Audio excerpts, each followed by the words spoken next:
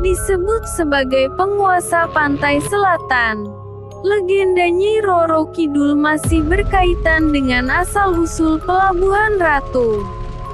Menjadi salah satu tokoh legenda yang populer di masyarakat Pulau Jawa. Legenda Nyi Roro Kidul dan asal-usul Pelabuhan Ratu masih hangat diperbincangkan beberapa kalangan.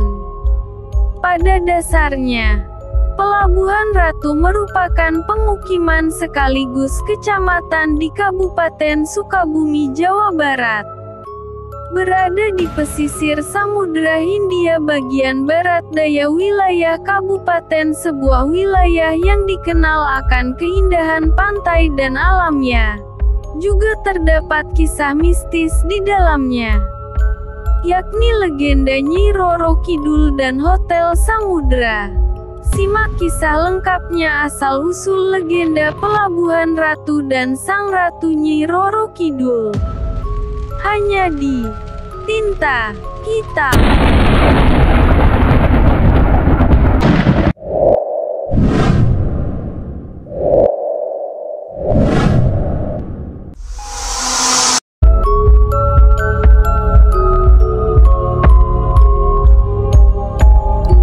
Asal-usul Pelabuhan Ratu dan legenda Nyi Roro Kidul berawal dengan peristiwa pelarian seorang putri Pajajaran bernama Nyimas Purnamasari.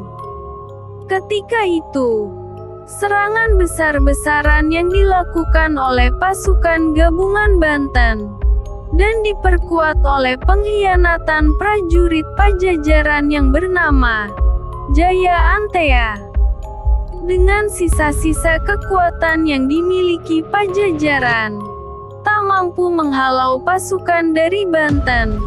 Hingga akhirnya, pasukan Banten mampu menguasai Istana Pakuan, yang sebelumnya dibantu masuk melalui gerbang istana oleh sang pengkhianat Jaya Antea.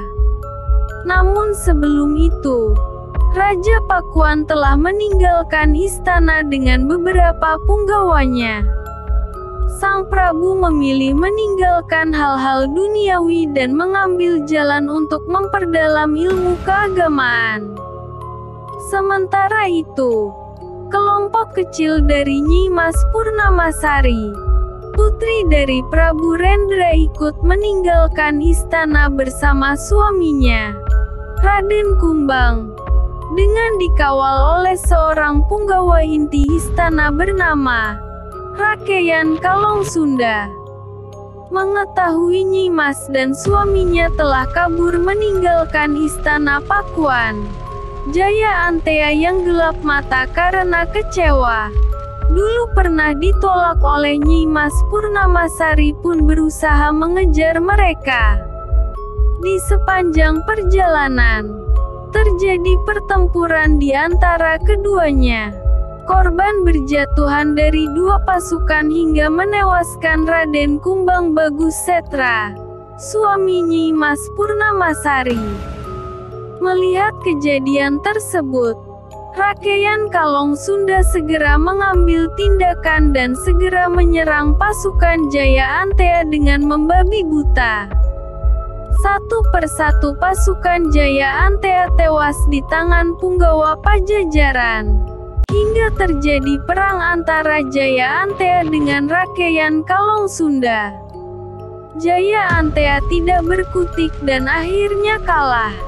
Tempat perkelahian Jaya Antea dan Rakeyan Kalong Sunda kala itu kini dinamakan Gunung Jayanti, yang diambil dari nama Jaya Antea. Setelah peristiwa tersebut, Nyimas yang sedang hamil 5 bulan menyeberang ke selatan Jimandri menuju Babakan dengan disertai Rakeyan Kalong Sunda. Nyimas diterima dengan baik oleh para pukun, atau pemerintah dan masyarakat setempat. Sebab sebagai putri Pajajaran, ia pun diperlakukan dengan baik. Mengingat daerah yang baru ditempati Nyimas masih wilayah Pajajaran. Ketika menginjak 9 bulan, para Pukun dibantu masyarakat membantu persalinan Nyi Mas. Bayi yang dilahirkan Nyi Mas berjenis kelamin perempuan dan diberi nama Nyi Mayang Sagara.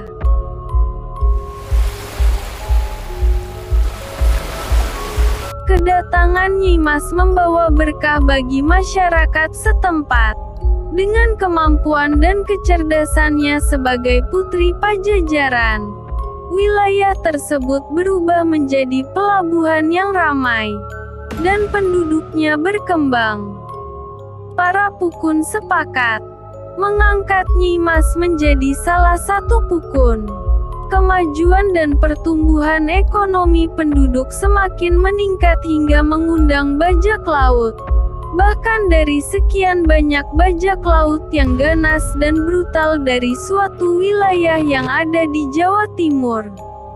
Meski demikian, Rakeian Kalong Sunda mampu menghalau setiap serangan para bajak laut dan berhasil menaklukkannya. Di bawah kepemimpinan Ratu Nyi Mas, terbukti ia berhasil memakmurkan wilayah sehingga membuat nama Cibadak semakin besar dan dikenal banyak kalangan. Suatu ketika, Nyai Ratu mengambil keputusan meninggalkan urusan duniawi untuk melakukan tapa brata, dan diikuti oleh penjaga setianya, Rakeian Kalong Sunda. Sementara itu, kekuasaan di wilayah tersebut kembali dipegang oleh para Pukun. Setelah ditinggalkan Nyi Ratu, wilayah tersebut mengalami kemunduran. Putri Nyi Ratu yang bernama Nyi Mayang Sagara pun tumbuh dewasa. Karena kecerdasannya, ketiga Pukun menyerahkan kepemimpinan pada Nyi Mayang Sagara yang bergelar Nyi Roro Kidul. Di bawah kepemimpinan Nyi Ratu Kidul, daerah tersebut mengalami puncak keemasan. Mulai dari segi ekonomi yang semakin meningkat, hingga tempat kekuasaan yang semakin luas. Di samping itu, Pelabuhan Ratu yang berada di barat Pulau Jawa juga pernah menjadi tempat perdagangan internasional.